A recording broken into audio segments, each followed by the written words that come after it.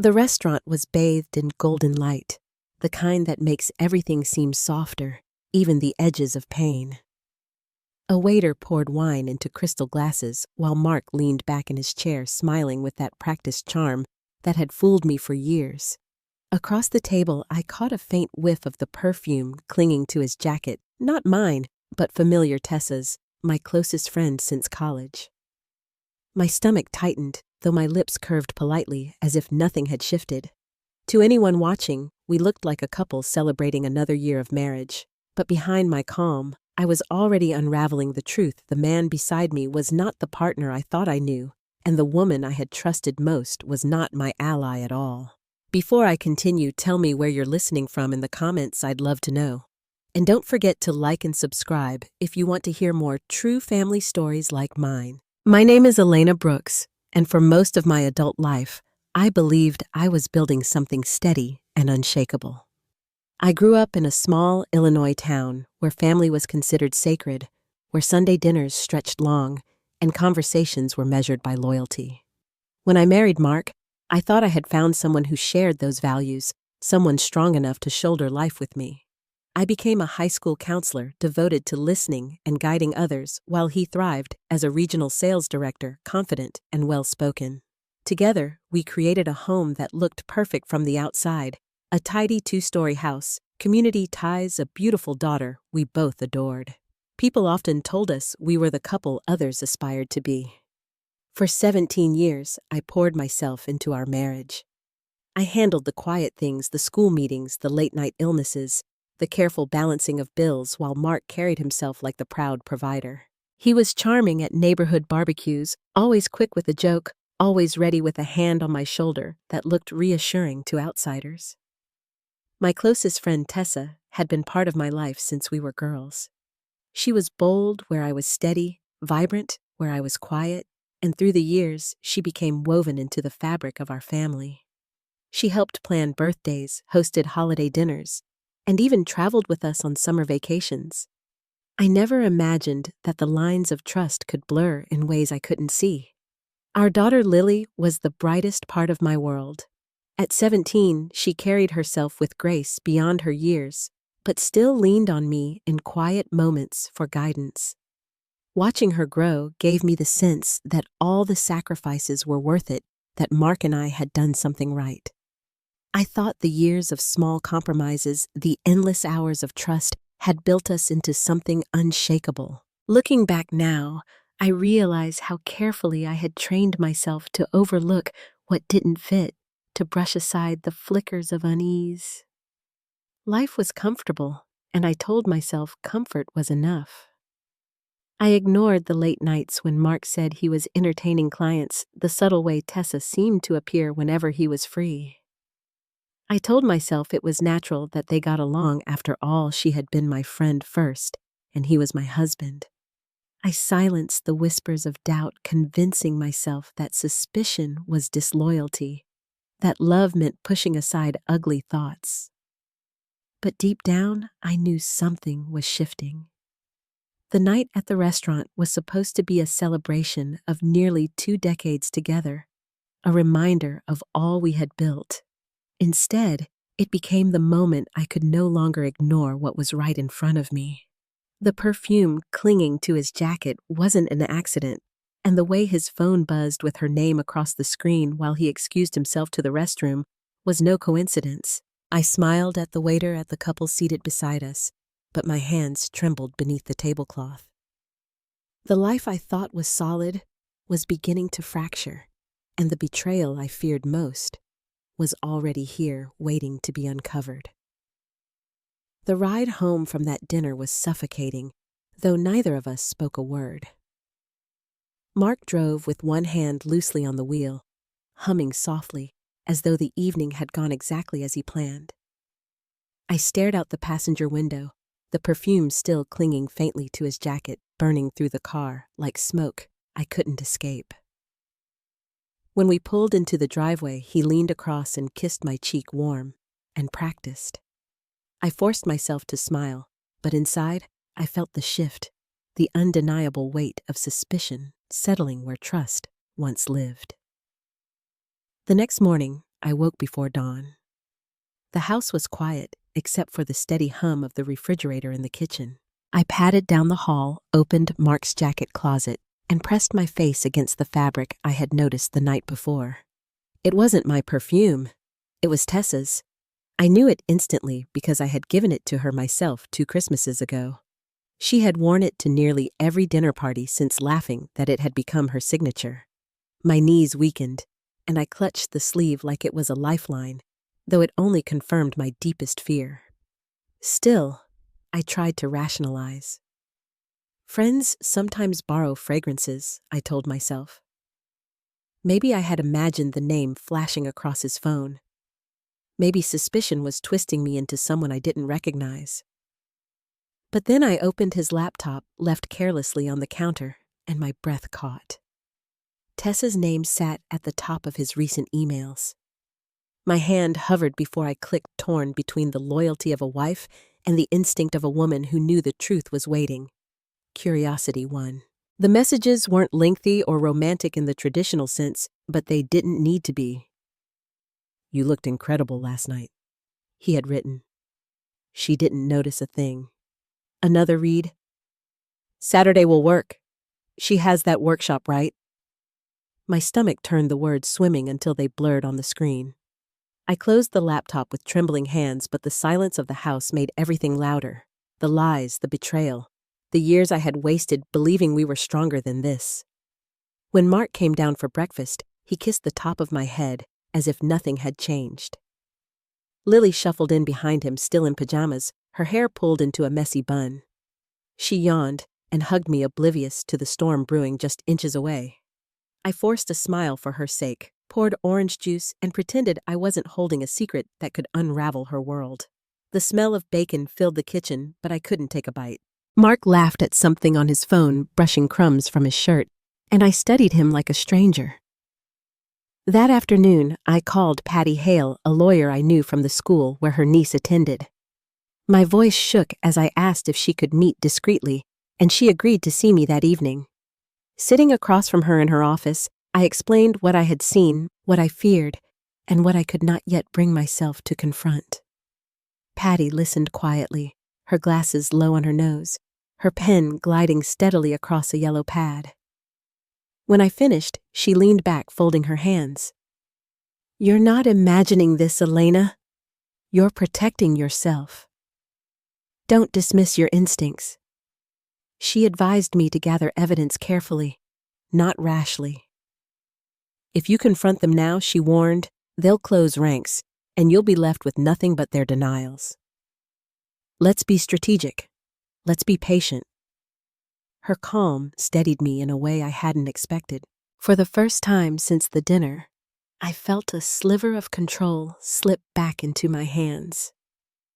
I thanked her, tucked her card into my purse, and walked out into the cool night air, with my heart pounding against my ribs. That weekend, Mark suggested we host a small dinner at home with a few friends. Tessa offered to help with the planning, he said casually, pouring himself a drink. I nodded, hiding the chill that ran through me. When Saturday arrived, she came early, her smile bright, her arms full of flowers and wine. She hugged me tightly, her perfume clinging like a taunt. I forced my arms to circle her, though my heart was rigid with mistrust. Throughout the evening, I watched them like a hawk. Mark moved easily around her, their glances crossing too often, their laughter too private. At one point, I caught him brushing a stray curl from her forehead, his hand lingering just long enough to confirm everything. When our guests cheered to a toast, I raised my glass with them, but inside, I felt the first real crack forming in the life I had built. Later that night, after the dishes were cleared and Lily was asleep, I walked quietly into Mark's office. His phone lay charging on the desk. My hands shook as I scrolled, my breath shallow. Their messages were there, unhidden, as though they no longer cared who discovered them. Tessa had written, "You make me feel alive again." His reply was worse. She has no idea. It's almost too easy. My knees buckled and I sank into his chair, the words carving themselves into me like stone. I didn't cry. Not then. Instead, I stared at the wall until the first traces of dawn slipped through the blinds. My marriage wasn't simply strained. It was already broken, and the people I trusted most had been tearing it apart right in front of me. I rose, washed my face, and met the morning with a practiced smile. But inside, I carried the weight of knowledge that would never leave me. When I saw Tessa the next day, she acted as though nothing had happened. She chatted about her work, her plans, and even asked if I wanted to help her organize a local fundraiser. Her voice was smooth, her eyes steady, and if I hadn't seen the messages, I might have believed her. But the truth lay between us now, silent but undeniable. I began to notice everything, the way Mark's eyes lingered when she entered a room, the faint smile he reserved only for her, the shift in his voice when he spoke her name. It was all there, signs I had once dismissed now screaming to be acknowledged. I had spent years counseling students to trust their instincts to listen when something felt wrong. And yet, I had ignored my own heart until the evidence stood undeniable. That night, I sat in bed long after Mark had fallen asleep, the rhythm of his breathing steady beside me. My mind turned over every detail, every moment that suddenly carried new meaning. I could no longer pretend. The cracks were no longer hidden. They were spreading through every corner of my marriage, threatening to collapse the life I had tried so hard to preserve. The house was quiet, but inside me a storm had begun to build. I didn't yet know how far it would take me or what I would uncover next. All I knew was that the truth had stepped into the light, and it wasn't going back into the shadows. The days that followed were filled with silence, though it was anything but peaceful. Mark carried himself as if life was normal, humming while shaving in the mornings, scrolling through his phone at night with that same easy smile.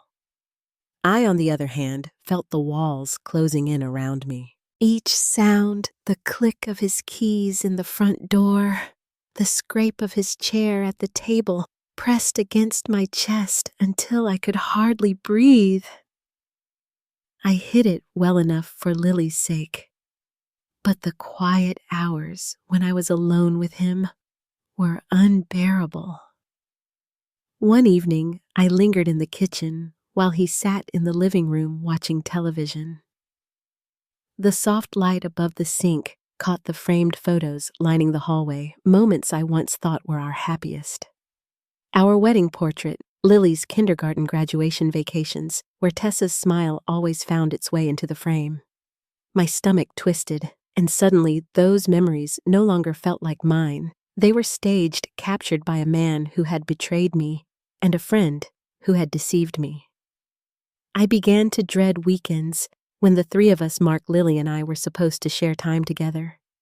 Lily was preparing for college applications, often buried in her textbooks or practicing piano, and Mark would use those moments to glance at his phone. I caught glimpses of his reflection in the glass of our living room window, his lips curving into a smile he never gave me anymore. It was for her, always for her. The worst moments were at night. I would lie awake staring at the ceiling, listening to the rhythm of his breathing beside me. My mind raced with questions I couldn't silence. How long had it been going on? How many times had I invited her into my home, seated her at my table, unaware of the secrets they shared? When my back was turned, my body ached with exhaustion, but sleep never came easily. One Saturday morning, Lily asked if Tessa could help her with an upcoming school fundraiser. The request pierced deeper than she could have imagined.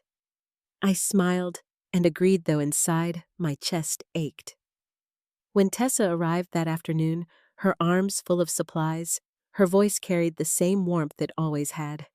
She hugged Lily, laughed easily, and even complimented me on a new blouse I had barely thought about putting on. I nodded, but inside every second felt like I was standing in quicksand, sinking deeper with each breath. After they settled at the dining room table, I excused myself to the kitchen. I leaned against the counter, gripping the edge, until my knuckles turned white.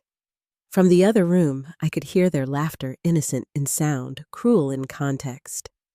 Tessa was guiding Lily through plans for decorations and auction tables, her voice filled with encouragement. It was unbearable to watch the woman I once considered family weaving herself deeper into my daughter's trust, while her betrayal gnawed at me in silence. Later, when Mark returned home, his face lit up the moment he saw her. He hugged her lightly in greeting, but his hand lingered on her arm a second too long. I don't think Lily noticed, but I did. That brief touch was enough to slice open the wound again. I busied myself stacking dishes, but tears blurred my vision, and I had to turn away. I didn't want Lily to see me unraveling, so I found ways to hide. When Mark sat down beside me on the couch, I excused myself early to bed. When Tessa called, I let it go to voicemail, though her name flashing on the screen made my stomach twist. I poured myself into work at school, but even there, I carried the weight of my silence. I was the counselor who guided students through heartbreak and disappointment, yet I couldn't bring myself to face my own. At night, when the house was still, I would slip into Lily's room just to watch her breathe in sleep. Her hair spilled across the pillow, her hands curled loosely by her face. In those moments, I reminded myself why I had to hold it together. She deserved stability. She didn't need the ugliness of her father's betrayal weighing on her shoulders. I swallowed my pain so she wouldn't have to. But the silence took its toll. My appetite dwindled, my sleep grew thinner, and my patience wore down to threads. I snapped at small things, then apologized quickly, ashamed of how brittle I had become. Mark, of course, noticed. One evening, he leaned across the dinner table, his voice syrupy with concern. "You've seemed so tired lately, Elena. Maybe you should take a day for yourself." His hand reached across the table, warm against mine, but I pulled back before I could stop myself. His eyes flickered just for a moment with something colder than worry. I excused myself and retreated to the bathroom, locking the door behind me.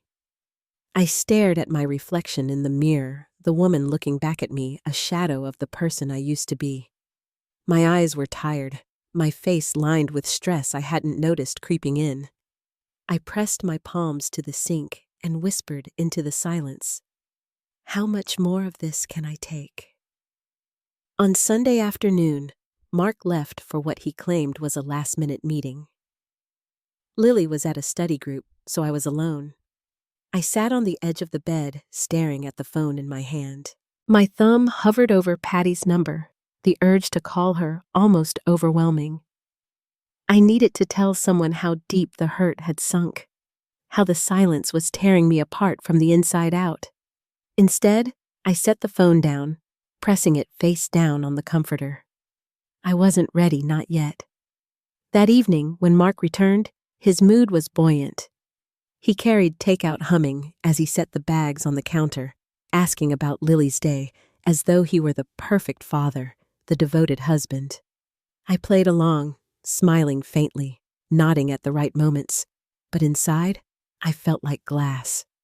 One wrong move, one careless word, and I would shatter. The house grew quiet after Lily went upstairs to bed.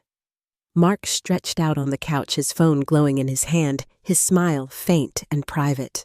I sat in the armchair across the room, pretending to read while my eyes traced the outline of his face. He looked content, even satisfied, and I wondered if Tessa's name was written across the screen again. When I finally rose and climbed the stairs to bed, the sound of his laughter drifted up behind me. I lay awake in the dark, staring at the ceiling once more, the sound echoing in my mind, like a cruel reminder of everything I had lost. I had carried the weight of suspicion, the burden of silence for weeks. But that night, as the house settled into sleep, I felt something shift. The ache in my chest, hardened into something sharper, something that whispered, I couldn't keep living like this. I didn't know exactly when or how, but I knew the silence was reaching its breaking point. And sooner than Mark realized, the truth would demand to be spoken. The morning it all shifted began like any other, with the quiet clatter of dishes and the faint murmur of the news on the kitchen television. I poured coffee into my mug, watching the steam curl and vanish while Mark leaned against the counter, scrolling on his phone. He looked at ease, almost smug, as though the world existed to keep him comfortable. When he glanced up and caught my eyes, he smiled like nothing in our life was amiss, like he had no idea that every corner of my chest felt cracked and hollow. I carried my mug to the back porch, needing air, needing distance. The autumn breeze caught in my hair as I sat on the wooden steps, and for the first time in weeks, I let myself exhale fully. My body felt worn down, my spirit thinned from nights without sleep. I pressed the rim of the mug against my lips and realized I was holding on to the silence as if it was saving me, when in truth, it was slowly destroying me. That was the moment I understood silence had become my prison, and I had to free myself before it swallowed me whole. Later that week, I sat across from Patty in her office again, my hands clenched in my lap. I told her everything, the perfume, the messages, the lingering touches, the quiet cruelty of pretending. She listened without judgment, letting me unravel. When I finally paused, she leaned forward, her voice steady. Elena, you've carried enough of this alone. You can't keep protecting their secret while it eats away at you. The first step is acknowledging that you're not powerless. Her words landed heavy, but instead of weighing me down, they anchored me. For the first time, I believed I could stand on my own. That evening, I drove to the lake outside town, the place I had gone to think as a teenager. The water was calm, reflecting the pale streaks of sunset, and the air was sharp with the scent of pine. I sat in my car for nearly an hour, gripping the steering wheel, staring out at the rippling surface. The ache in my chest softened into something different resolve. I couldn't undo the betrayal, but I could choose what came next. I could decide that I would no longer live as a shadow in my own life. When I returned home, Mark was in the kitchen, laughing on the phone. His voice lowered when he saw me walk in, and he ended the call, quickly slipping the phone into his pocket. He smiled too easily, too wide, and asked how my day had been. I answered calmly, but inside, I was no longer crushed beneath his deception. I was watching, listening, memorizing. I had spent weeks breaking silently. Now I would begin to rise quietly. The next morning, I woke with a clarity I hadn't felt in months. I dressed deliberately, pulling on a soft blue blouse and the necklace my father had given me years ago. In the mirror, my reflection looked tired but steady. At school, my colleagues noticed the change, offering warm smiles, as if they sensed something had shifted. I moved through the halls with purpose, my voice firm with students, my step sure.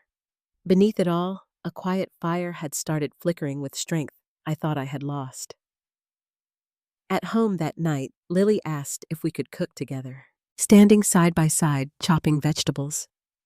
Her laughter filling the kitchen, I realized she was my anchor. She didn't know the weight I was carrying, but she gave me a reason to carry it differently. I watched her reach for the salt, her hands graceful, her eyes bright, and I promised myself I would not let this betrayal define the life she inherited. She deserved a mother who stood tall, not one who wilted under lies. Mark came home late, loosening his tie as he walked through the door. He kissed the top of Lily's head and offered me that familiar smile. For the first time, I met his gaze without lowering mine. The moment stretched brief but sharp, and I saw a flicker of something in his eyes. A hesitation, maybe even suspicion. I held it steady, letting him feel the shift he couldn't yet name. That night, while he showered, I sat at the kitchen table with a notebook open in front of me. I began to write down dates, patterns, small details that had slipped by unnoticed until now. Times he was working late, moments when Tessa appeared too conveniently, words that struck me differently in hindsight. Each line hardened my resolve. It wasn't just suspicion anymore, it was a map, and I was learning how to read it. I didn't cry as I wrote. I didn't tremble.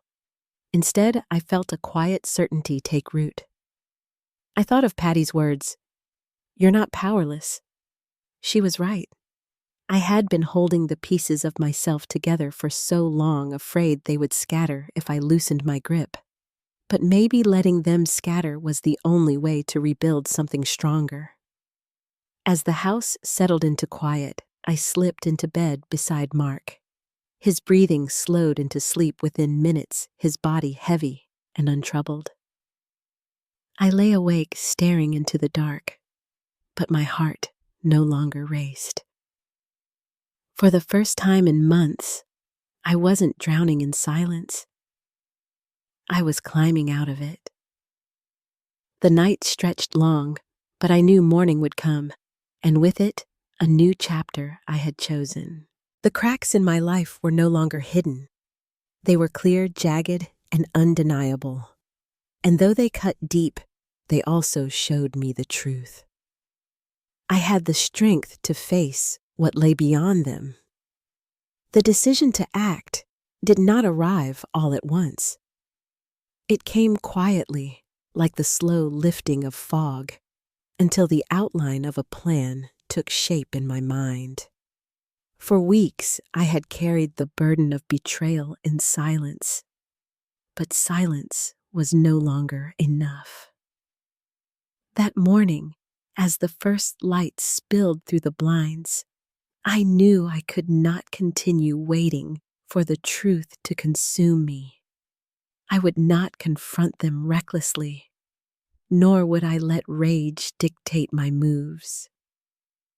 Instead, I would begin to build something deliberate, something measured, a path toward reclaiming the life they thought they had taken from me. At work, I carried on as usual, but I allowed myself small moments to confide in someone who had never failed me. Janet, a colleague at school, noticed the shadows under my eyes long before I said a word. One afternoon, when the halls had quieted, she closed the door to my office and asked gently, "Are you all right?" My throat tightened, but I nodded and finally whispered, "Not really." I told her only fragments enough for her to understand that my marriage was not what it appeared. She listened without pressing for details, her expression soft with compassion. "You don't have to carry this by yourself," she said. The words steadied me. That evening, I pulled a small notebook from the kitchen drawer and began writing again, not just dates and patterns, but a plan. I listed what mattered most: my daughter's well-being, my financial security, the preservation of my dignity. Each word on the page was like a stone laid in a foundation I could finally stand on. I reminded myself that revenge did not mean shouting in anger or matching their cruelty. It meant reclaiming control piece by piece until the truth spoke for itself. The first step was quiet observation. I watched Mark more closely than ever, noticing the pauses in his speech, the way he held his phone too close to his chest, the moments when his smile faltered if he thought no one was looking. I learned his rhythms like a map: late nights, disguised as business calls, afternoons rearranged without explanation, sudden showers when he returned home. Each detail became part of the record I kept locked in my desk, safe from his reach. Patty guided me with patience. We met twice more in her office, her tone, even her advice, practical. She helped me review our joint accounts, pointing out the small withdrawals that formed a trail. It's not about catching him in the act, she explained. It's about protecting yourself so that when the time comes, you're standing on solid ground. I nodded, absorbing every word. For years, Mark had made me believe he was the one who held our life together. Now I was learning that I was fully capable of holding it myself. At home, I played my part. I laughed when he told a story at dinner, nodded when he kissed my cheek before bed. I kept my voice even, my eyes steady, never allowing him to see the storm gathering beneath the surface. Tessa called often, her voice chirping through the speakerphone as she planned events or asked about Lily's college applications. I responded kindly, never letting on that I knew more than they imagined. Every word, every smile was calculated. They thought I was still in the dark, but in truth, I was quietly striking the match. One evening, Lily asked if I would help her practice for an upcoming scholarship interview. We sat at the dining room table, her papers spread out, her nervous energy filling the air. As I listened to her answers, I felt a swell of pride that almost broke me. She was bright, resilient, and full of promise. It struck me then that I owed her more than silence, more than quiet suffering. She deserved to see her mother strong, not diminished. That thought solidified my resolve more than anything else. The days blurred into a steady rhythm of gathering, recording, and waiting. When Mark left his briefcase open one evening, I noticed a receipt tucked between his folders. It was from a boutique hotel 2 towns over, dated on a night he had claimed to be at a conference dinner. I slipped it into my notebook without hesitation. It was a small piece, but another stone in the foundation. I did not confront him, not yet. I simply smiled when he returned to the living room, asked how his day had been, and watched the relief on his face when I did not question him. He believed I was blind, and that belief was my greatest advantage. On Sunday mornings, when the house was still, I would sit at the kitchen table with my coffee, reviewing the pieces I had gathered. Bank records, receipts, notes of his absences, observations of his behavior. It was not yet a weapon, but it was the beginning of one. The act of organizing gave me strength. It reminded me that I was not powerless, that every quiet step was moving me closer to the day when their lies would no longer hold weight. Mark remained oblivious. He whistled as he shaved, kissed Lily's forehead before school, and carried on with the confidence of a man who believed he was untouchable. I let him believe it. I let him live in the illusion because the longer he underestimated me, the sharper the contrast would be when the truth was revealed. There were nights when the weight of it all pressed heavy, when I sat alone in the dark, fighting back tears that threatened to undo me. But even in those moments, I held tight to the thought that grief was no longer my master. Resolve had taken its place. I would not allow his betrayal or hers to hollow me out completely. Instead, I would turn it into something that shielded me, something that prepared me for what was coming. By the end of the month, the outline of my plan was clear. I would not strike in anger, nor would I allow them the satisfaction of seeing me broken. I would move with patience, with precision, until every step brought me closer to the day when their laughter would end and my voice would rise. And though they did not know it, that day was already on its way. The night of the fundraiser was supposed to be a celebration for the school, a gathering of parents and neighbors beneath the glow of string lights in the gymnasium. I had helped with the planning, smiling through every meeting, pretending I was still the woman they thought they knew. My dress was simple but elegant. My hair pinned carefully, every detail chosen with precision.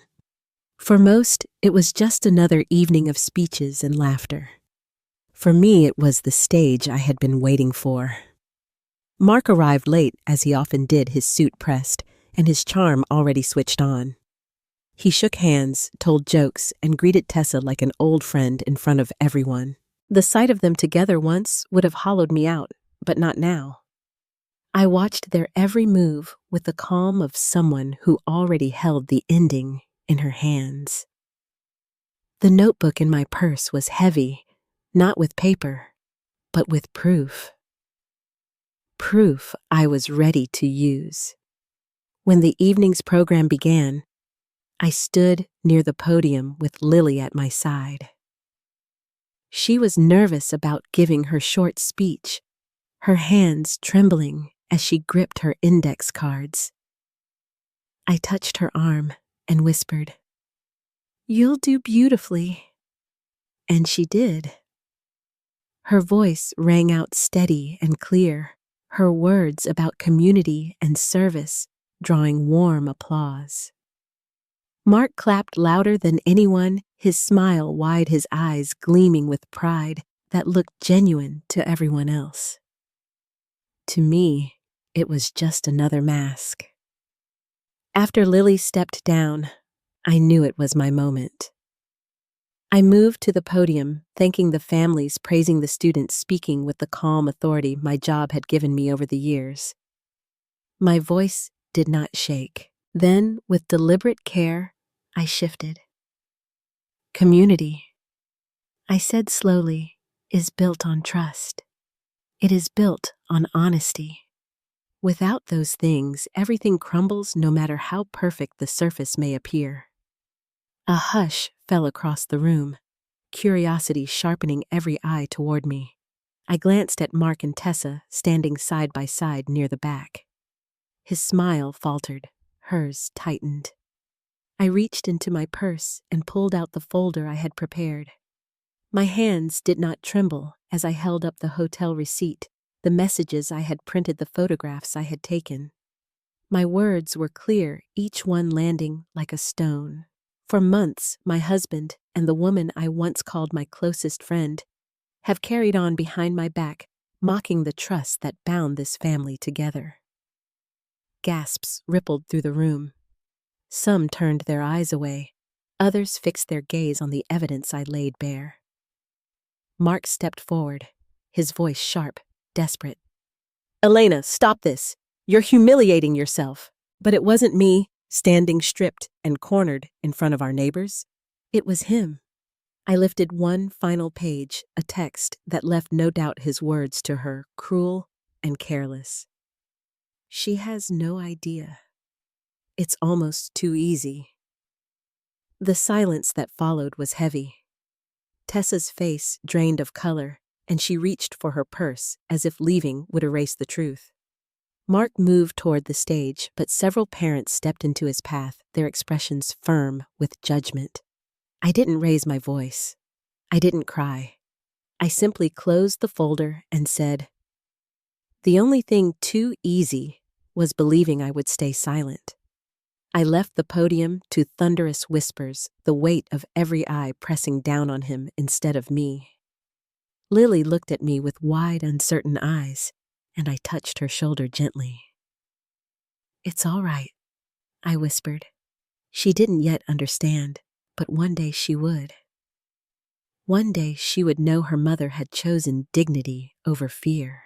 Mark tried to follow me out, his voice calling my name, but Patty was waiting near the doors.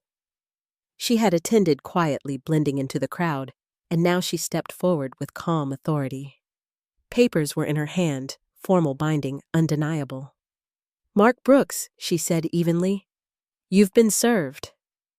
His face twisted with shock, then fury, but the strength had already left him. The power was gone. Outside, the night air was cool, the stars sharp against the sky. I stood for a moment, breathing deeply, feeling the weight slide from my shoulders. Inside the gymnasium, voices rose, some shocked, some murmuring in sympathy, others shaking their heads at the disgrace they had witnessed. I did not need to hear the words. I knew what they were saying. For the first time in months, my chest felt open, my steps steady. I had not screamed. I had not begged. I had not crumbled. I had simply placed the truth where everyone could see it and walked away. Behind me, Mark's world was unraveling, and for once I wasn't the one being broken. But I knew the battle wasn't finished. Exposure was only the beginning. He would fight, he would twist, he would try to claw back the ground he had lost. And I would be ready. The days after the fundraiser spread like wildfire through town. Parents whispered at school drop-offs, neighbors lingered at the end of driveways, and even the grocery clerk tilted her head with sympathy when she handed me my change. Everyone had seen what unfolded beneath those string lights. The facade Mark and Tessa had built crumbled in an instant, and no amount of charm could patch the holes left behind. Mark stormed through the house in the days that followed, his voice alternating between pleading and rage. One night, he slammed his fist against the kitchen counter, his face red with desperation. "You've destroyed everything," he spat. "Do you realize what you've done to me?" I stood steady across from him, my arms folded loosely. "No, Mark," I said quietly. "You did this to yourself." His mouth opened as if to argue, but no words came. The silence that followed cut sharper than any insult. Tessa tried reaching out as well, though her attempts were less forceful. A single text arrived late at night, her words halting. I never meant for it to go this far. I stared at the glowing screen, the audacity of her message settling heavy in my chest. Without replying, I deleted it and blocked her number. There was no room for her excuses in the life I was building. Patty moved quickly once the papers were served. She secured temporary control over our accounts and ensured Lily and I were protected legally. Each meeting in her office was precise and professional, yet she never failed to offer a small smile of encouragement when the weight threatened to bow my shoulders. "You've already taken the hardest step," she reminded me. "Now it's about finishing the path." Mark's unraveling continued. He showed up at Lily's school one afternoon, trying to pull her into his narrative, insisting that I was poisoning her against him. The principal called me immediately, and by the time I arrived, Lily was sitting in the office with her arms crossed, her face pale. "Mom, he won't stop talking," she whispered as I walked in. I placed a hand on her shoulder and faced him squarely. "This is not the place," I said. The principal stepped forward firm and escorted him out. Lily exhaled a shaky breath, and I knew then that his hold on her had cracked too. The community's response was swift. Couples who had once admired Mark's charm now kept their distance conversations cut short when he approached. Tessa's clients began canceling events, choosing other planners with whispered explanations. She lost her biggest account within 2 weeks, the same one she had once bragged about securing with her wit and charm. Their reputations dissolved not by my hands alone, but by the truth that no longer hid in shadows. At home, I found small comforts in the quiet. Lily and I cooked together more often, our laughter returning in soft bursts. Janet stopped by with takeout on late evenings, her presence a reminder that friendship could still be pure and steady. For the first time in months, the house did not feel like a battlefield. It felt like a place where healing could begin. Mark's desperation turned reckless. One evening, he left a note taped to the front door, his handwriting jagged. "I won't let you take everything." I photographed it and slipped it into the folder with the rest of the evidence. Patty filed it with the court the next morning, her voice calm, as she assured me it only strengthened my case. Still that night, I double-checked the locks and sat awake until the small hours, listening to the hum of the refrigerator and the soft creak of the house settling. When we finally stood in front of the judge, the air felt heavy with years of history. Mark tried to present himself as the wronged husband, his voice trembling with false sincerity. But the documents Patty laid on the table spoke louder than his words. Receipts, messages, proof stacked neatly in order. I sat quietly beside her, my hands folded in my lap while his voice cracked under the weight of his own lies. The ruling came swifter than I expected. The house remained mine, the savings secured custody of Lily placed firmly with me. Mark walked away with little more than his car and the bitter taste of defeat. He refused to look at me as the judge read the decision, his jaw tight, his eyes fixed on the floor. But I didn't need his acknowledgement. I had already won the only battle that mattered, my freedom. Outside the courthouse, Lily slipped her hand into mine. She had sat through the hearing quietly, her gaze moving between us with the quiet strength only a child on the edge of adulthood could carry. "Are we really done with all this?" she asked softly. I squeezed her hand. "We're done, I promised." The relief in her eyes was the first glimpse of peace I had seen on her face in months. The drive home was quiet, the kind of quiet that didn't press against my chest anymore.